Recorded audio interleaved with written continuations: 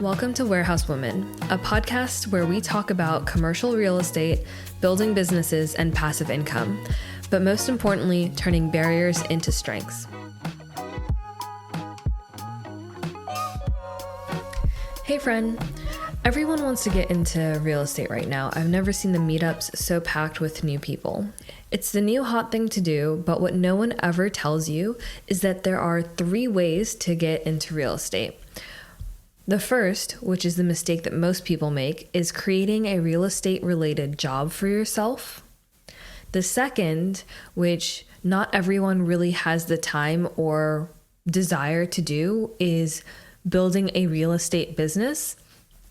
And the third is investing in real estate. Unfortunately, social media really convinces people to go with the first option, which is creating a real estate related job for yourself. Most people go down this route because people, investors, social media tell them that they need to get their real estate license to get into real estate, and that they need to have at least 10 extra hours every week to spend building their real estate business, studying for their real estate license. And that is just not the best way to start building wealth in real estate.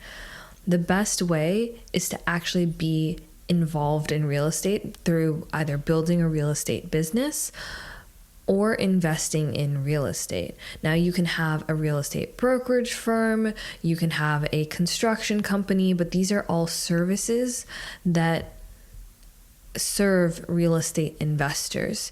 So the third, investing in real estate, is really the place that you want to build up to. You may not be able to start there, and that is a-okay. But do not get stuck in either working in real estate or creating a business for someone else in real estate if you want to build true wealth through real estate investing. So, how do you do this? How do you decide if you want to create a job for yourself, run a real estate business, or invest in real estate? Or at least what is right for you at this time in life? The first step is to define your rules for investing. Ask yourself, how much of a return are you expecting? In what time frame? And how much active time do you want to put in? These 3 questions will help you define your rules for investing.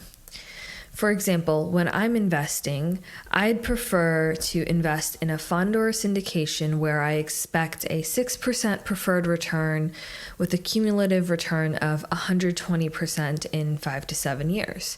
For this, I expect to put in 4 hours at the beginning to do my due diligence, vet the deal, vet the operators, then put in maybe 30 minutes over the course of the next year looking at quarterly returns and looking at the taxes and the K1s and documents that come in. So really, all in all, 5 to 10 hours of work per year per investment is what I'm looking for. But that's where I am, not where you need to be. You need to decide how much of a return you're expecting, because if you're expecting a 30% return, a fund or a syndication is not the best option for you, right? Like, what return are you expecting? How much time do you expect to put in? If you have 20 or 40 hours a week available, that allows you to do so much more than if you have maybe like 2 hours a week available. And you also want to know what your time frame is. Are you looking for an investment that will give you your return in 1 year, 2 years, 5 years, 10 years? What is your investment time frame? Make sure you have these 3 questions answered so that you can figure out what your rules for investing are. The second step is for you to define your strategy. In order to define your strategy, you need to ask yourself, are you looking for a long-term hold or a short-term flip? Are you looking something that's turnkey or value add? And are you looking for active or passive income? In other words, are you looking for steady monthly or quarterly returns, which usually happen in a long-term hold? Are you looking to put in tons of work and pull out with one hefty payout, like a short-term flip? How much time and energy do you realistically want to put in every day or week or month or year into creating income from this asset? Do you work a 9 to 5 job so you have 5 to 9 then to work on a side hustle for yourself? Are you working 60 to 80 hour weeks and traveling all the time so you really don't have that much time to be pulling up baseboards or unclogging toilets? And what skill set do you have? Are you really good at doing electrical work and putting up installation, or are you really good at running the numbers and finding out what's a good deal in the 2 hours you have? So figuring out your strategy is really important as your second step. So your first step is figuring out your rules for investing, and the second step is figuring out your strategy. Your third step then is figuring out your how. Now, if you're doing active investing, your how is your asset class. And whether or not you're active or passive, your buy box, what type of deals are you interested in, is what you need to identify. So your third step is to identify your buy box. To do this, you need to find assets or deals that align with your investing goals. You need to do the research on different asset classes, on different types of deals that are out there. Is multifamily, self-storage, mobile home parks your thing? Are you going to go all in on glamping? Or if you're on the passive side, are you interested in equity-only funds and syndications? Are you interested in syndications that only focus on self-storage? Are you interested in something with a diverse pool? Are you looking at development-based investment opportunities? Are you looking at a renovation-based opportunity, or are you looking at something that's ready to go and cash flowing already? Now, yes, I know that is a lot of work, but if you want to be intentional about your real estate investing and wealth creation and not just create another job for yourself, you need to take the time now to first identify what you want and what will get you to your goals. So to do that, the first thing you need to do is define your rules for investing.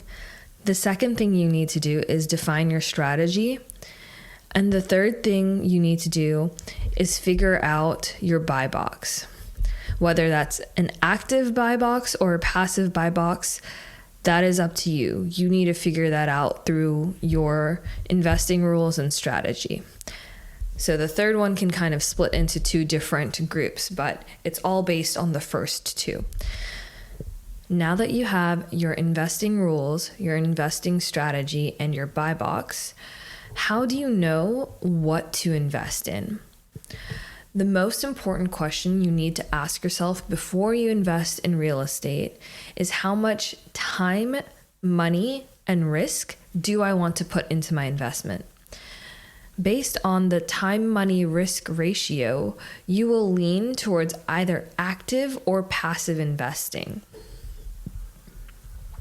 Active means you put more time and take on more risk into your investments, but you don't have to bring your own money because you can choose to use OPM or other people's money. Commonly, you hear advice on TikTok to get a real estate license so that you can start earning money in real estate, but this is not an investment. This is a job you're creating for yourself. Active investing is finding a duplex to house hack, taking out a personal loan, putting in the time to learn how to fix up a house, pouring in sweat to make the house rentable, finding a tenant who will pay rent on time and won't constantly ring your doorbell to have you fix things in their house, including backed up toilets, and managing to make a few $100s per door. But you also get to take the depreciation and build equity, which will help you buy another few doors in the next few years. In addition, you do take on the full risk of the loan being on your name. So active investing means you put in more time and you take on more risk, but you do not need any money to get started. On the other hand, passive investing is when you use your own money, but you offload risk and time. Now, passive investing is misnamed. It's not 100% passive. You have to vet the opportunity and monitor its financials quarterly. So it takes about 5 to 10 hours per year per investment. But what do you get from it? Let me put a disclaimer in here. Every deal, every opportunity is different. So what I'm outlining here are different ways that passive investing can happen. Look into each of the deals that are in front of you very carefully and comb through to figure out what type of deal this is. In some deals, you can get a percentage of the depreciation equivalent to your share in the investment. You can also get equity based on your share in the investment. You can also offload the risk of a personal loan. So whatever money you put in to the investment is how much you're risking. You're not risking your name or your personal assets. You're not putting up a personal guarantee. The operator who's running the investment will have to deal with all of that, but you don't. That doesn't mean you can't lose what you put in. So if you're putting in $100,000, your risk is that you can lose that $100,000, but no one is going to come after you for an extra $1 million and look into all of your other assets. So that's how you're offloading the risk. That doesn't mean there is no risk. There are other opportunities that offer different types of returns. For example, you may get a certain cash flow percentage or a preferred return of some sort, but get no equity or depreciation in the deal. So use your investing rules and your investing strategy to help you figure out which of these passive deals are best for you as well.